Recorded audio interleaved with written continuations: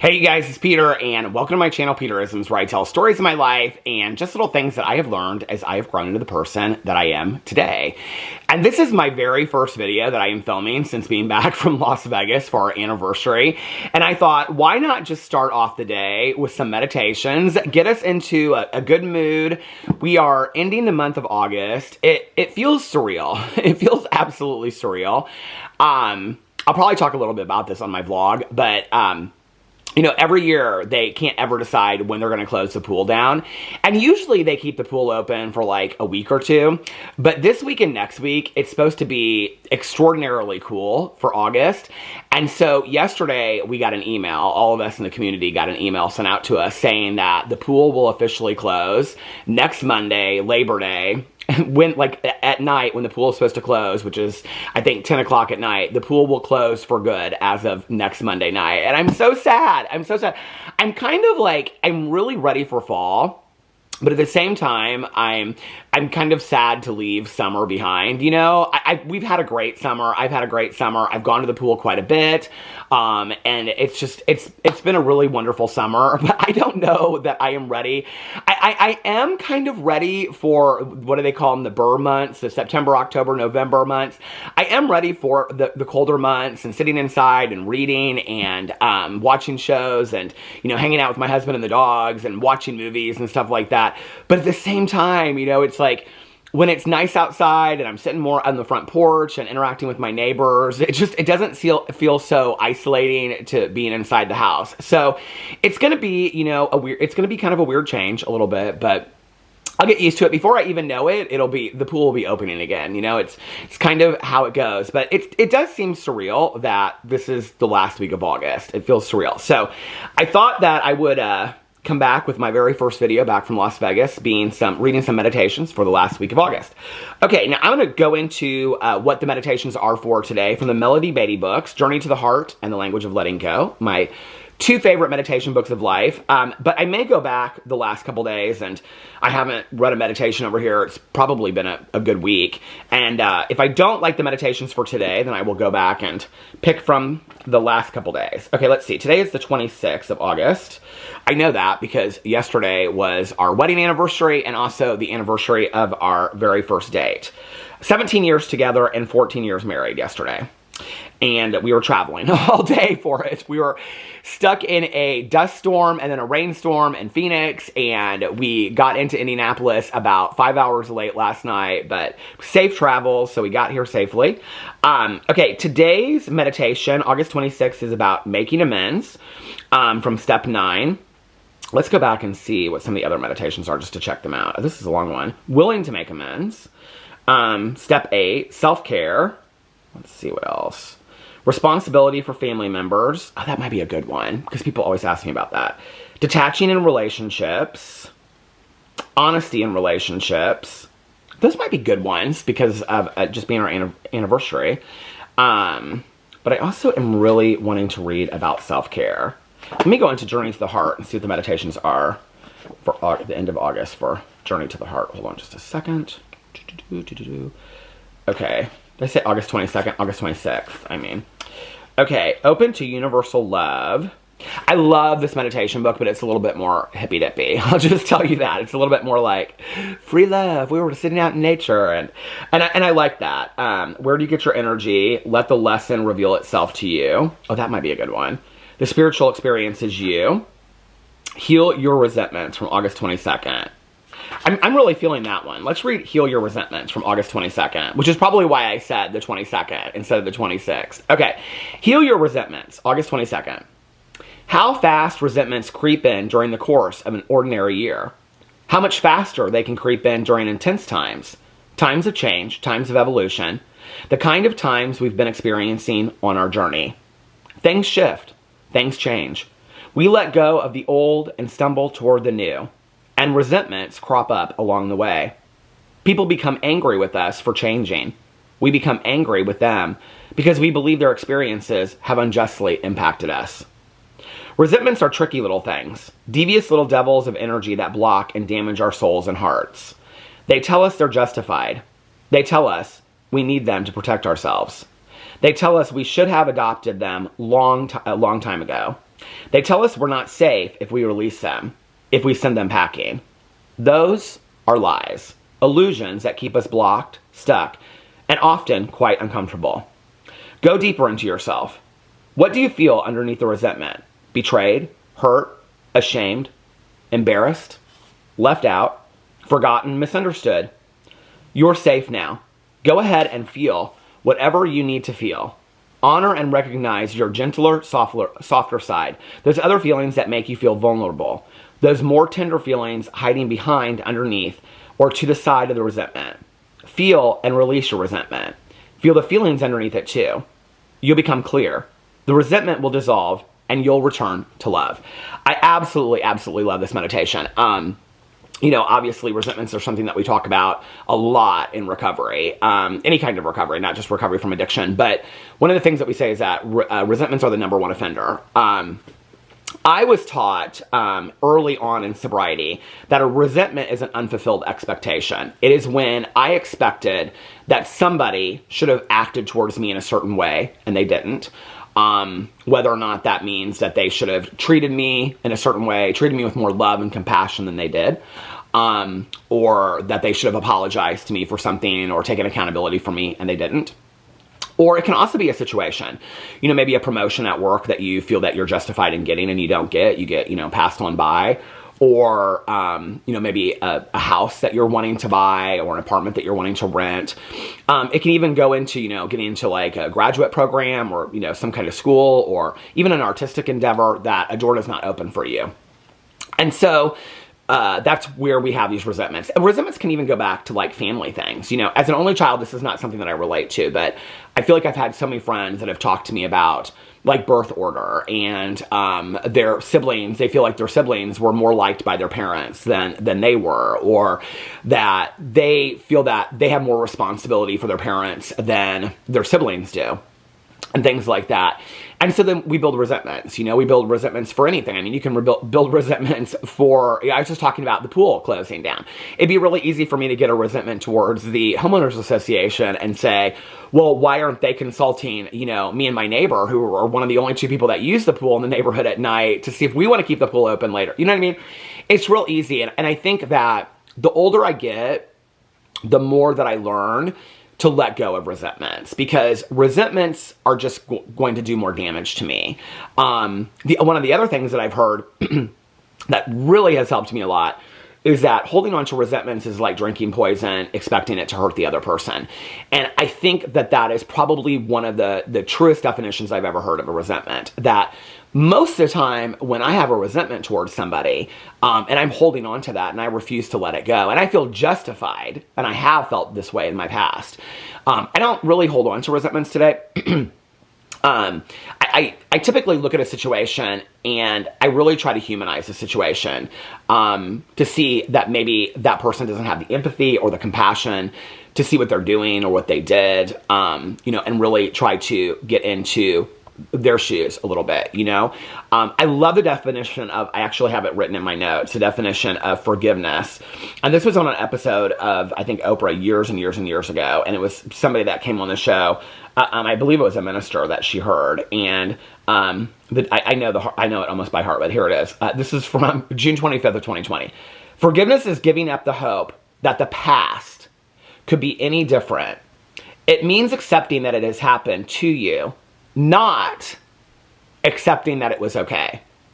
Accepting that it has happened, and now what do I do about it so that the past does not hold me hostage? And I think it's a really, really valuable definition of forgiveness, to look at a situation that's happened to us, to look at a situation that I'm resentful about or I'm angry about, right?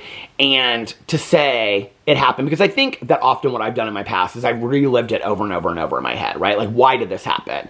Did I do something that caused it? Is there something inherently wrong with me that I bring on these situations? And I think a lot of times that's what happens, is that we try to figure it out. We're in our heads trying to figure out what happened and why. And then often I think resentments are really, we just want answers from people. Like, could you just tell me what I did? And oftentimes there really aren't any answers. It's really more about them than it is about us. I mean, that's one of the things I've really had to learn, is that most of the time in my life, when people have treated me unfairly, inappropriately, unkindly, with any kind of cruelty whatsoever, that's usually more inherently about who they are. Selfishly, if they treat me that, it's really more about who they are at that time. It has really very little to do with me. It feels a lot like it has to do with me because I may be the product of what happens, but it has very, very little to do with me. You know, most of the people that I have met in my life that are causing a lot of disruption or are making people angry or making people resentful, they're very, very miserable people. And so they're constantly doing that because it's a deflection tactic off themselves. And it makes me kind of sad about them, in all honesty, that they would choose to stay in anger, resentment, and misery instead of working on themselves to work through that and enjoy the best life that they possibly can. It's always about pointing the finger at somebody else, you know, that, well, they claim this and they claim that and they do this and whatever, without taking any responsibility for their own life or their own action whatsoever. It's a really sad way to live. And I think that once I started looking at the world that way, and also looking at what's my part in that and what's my responsibility for my actions in this world, then it became a lot clearer to me, right? That I don't want to hold on to that. I don't want to hold on to it. And also, I can't change what's happened in the past. I can't change anything that doesn't have anything to do with me. You know, if I didn't do it and I didn't put it out there and I mean, that has nothing to do with me. It has literally nothing to do with me. I can't do anything about that. And so then the only option I have is acceptance.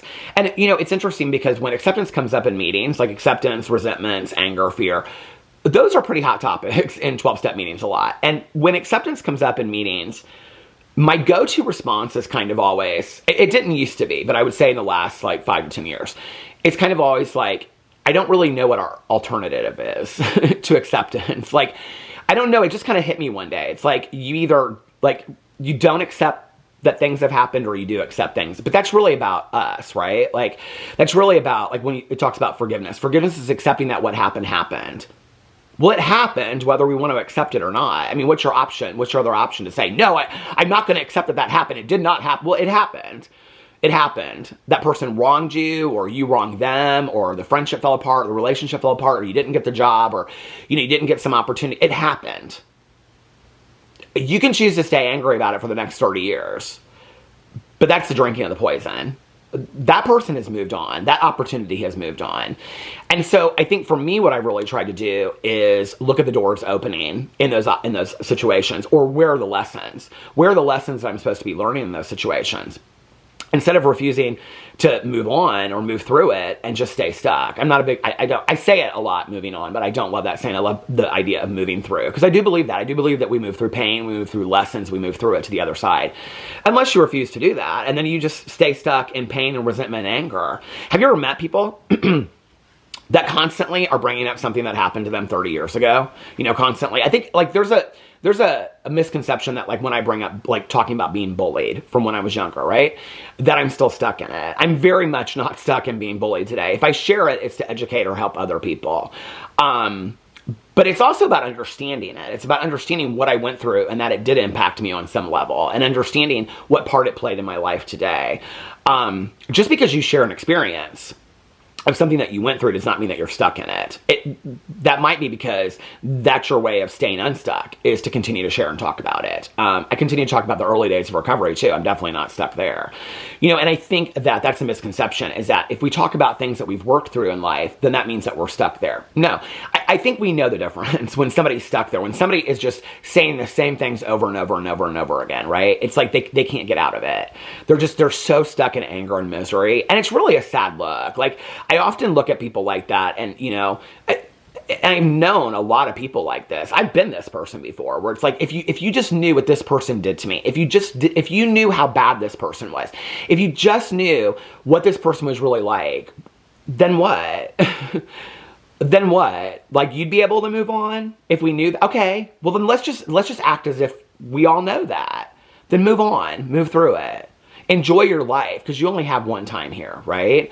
But I think that many of us get stuck in it because the pain is so deep, the pain hurts so bad. And I love in this meditation where she says in here, hold on a second, she says, oh, did I put it away? Hold on a second. She said something about letting it go. And I was thinking more about the idea of setting boundaries. Hold on, where's the meditation? I put it away. Self-care, detaching, family members. Okay, hold on a second. Where did I... It was the 22nd, wasn't it? Which book did I open it to? 22nd? Okay, hold on. It must be Journey to the Heart. Yeah, here it is. Okay, heal your resentments. And she says in here, things shift, things change. We let go of the old and stumble toward the new, and resentments crop up along the way. People become angry with us for changing. We become angry with them because we believe their experiences have unjustly impacted us. Resentments are tricky little things, devious little devils of energy that block and damage our souls and hearts. They hurt us, not the other person. We often feel that in that moment we're being justified, that if we continue to talk about it and give it life, then eventually we're going to be justified. But most people that are stuck in resentment, they really never have any justice moments. They just don't, you know? And I'm not talking about deep, huge issues. I'm talking about run-of-the-mill resentments, you know?